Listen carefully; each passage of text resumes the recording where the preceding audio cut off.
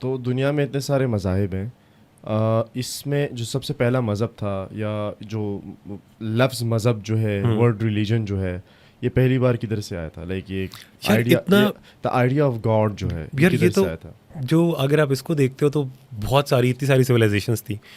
सही है, वही जो अब आपने जो यूट्यूब शूट्यूब पर देखा और जो पढ़ा शढ़ा है तो उसमें तो यही समझ आई है कि बेसिकली वो थी ना, एक मेसोपोटामियन थी और एक सुमेरियन थी, जिनकी अभी तक हमें सबसे पुरानी वो मिली है।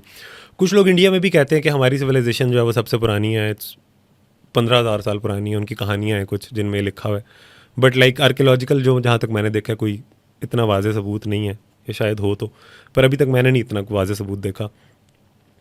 तो उसमें अब ये है कि बहुत सारी स्टोरीज़ हैं जो जिन्हें हम ओरिजिन स्टोरीज़ कहते हैं। अगर आप को शौक है मिथोलॉजीज़ का और इन चीज़ों का, तो उसमें जो सबसे पुरानी मिलती है वो सुमेरियन ही मिलती है। तो सुमेरियन में ही से एक लफ्ज़ है अनुनाकी वाला जो निकला है, बड़ा ही पॉप कल्चर में भी है वो, और उसी से ये सारी जो एंशिएंट एलियंस वाली जो सारी कहानियाँ ना हिस्ट्री चैनल पर सारी, उसका origin basically Sumerian tablets. Zecharia Sitchin एक राइटर था, तो उसने क्या किया, उसने सुमेरियन टैबलेट्स को जो है ना, उसकी एक क्यूनिफॉर्म है उसको कहते हैं, उसकी जो लैंग्वेज, और वो डिसाइफर हुई थी थोड़ी देर बाद और वो चलना शुरू हुई। तो उस ज़करिया सिचिन ने अपनी कोई इंटरप्रिटेशन निकाली। तो उसके अंदर फिर इस तरह की कहानियाँ थीं कि एक प्लैनेट है और वहाँ से कुछ लोग थे जो यहाँ पे आए थे, और वो यहाँ पे आके जो है उनके प्लैनेट पे कोई मसला था कि जी उनको गोल्ड चाहिए था बेसिकली, क्योंकि गोल्ड आयंस जो है ना वो आपके प्लैनेट के एटमॉस्फेयर को हेल्प कर सकते हैं या रिवाइटलाइज कर सकते हैं, कुछ तरह का सीन है। और वो साइंटिफिकली भी ये कुछ चीज़ है थोड़ी बहुत ही कि कोई गोल्ड आयंस यूज़ करें तो कुछ एटमॉस्फेयर में फ़र्क पड़ता है, कुछ होता है। लेकिन अगेन ये कोई इतनी कोई सॉलिड वो नहीं है, इट्स जस्ट अ स्टोरी। तो उसमें ये हुआ कि वो लोग आए यहाँ पे, वो आए और उस वक्त उनके हिसाब से जो उसको इंटरप्रेट करते हैं वो ये है कि अच्छा यहाँ पे कुछ ना कुछ जानदार शानदार थे, मौजूद थे और कुछ चल रहा था। और फिर क्या हुआ कि वो आए और उन्होंने ना एक रेस बनाई, स्लेव रेस बनाई। वो स्लेव रेस ने बगावत कर दी, फिर उन्होंने एक और स्लेव रेस बनाई जो रिलेटिवली सबमिसिव थी। तो वो स्लेव रेस जो है वो मुसलमान कह रहा हूँ, इंसान थे। वो स्लेव रेस जो है वो इंसान थी। और पहला वो जो नाम कहते हैं वो कहते हैं वो अदामा था या अदामो था, ठीक है, जिसको हम अपनी ट्रांसलेशन में आदम हज़रत बोलते हैं। आदम भी बोलते हैं।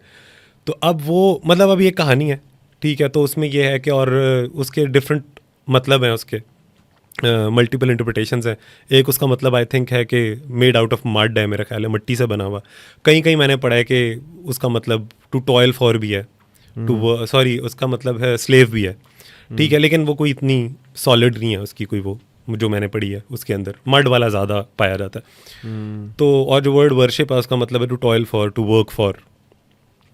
तो अब उसमें ये कहते हैं कि उन्होंने बनाया, और इंसान तभी सोना आज तक हमारे लिए इतना इंपॉर्टेंट है कि वो मतलब हमारे पास्ट में कोई ऐसी चीज़ है जिसकी वजह से सोना आज तक इतना इंपॉर्टेंट है, वरना मतलब कोई ऐसी चीज़ उसमें ख़ास पाई नहीं जाती कि क्यों जी एक पीला सा पत्थर, वो पीला सा जो है मिनरल, वो आप सॉरी पीला सा मिनरल है, क्या है मिनरल सोना, ही है मिनरल ही है ना, वो आपका जो है एक एलिमेंट जो है पीरियोडिक टेबल का, वो इतना क्रेजी और आप उस पर सब कुछ कर रहे हैं।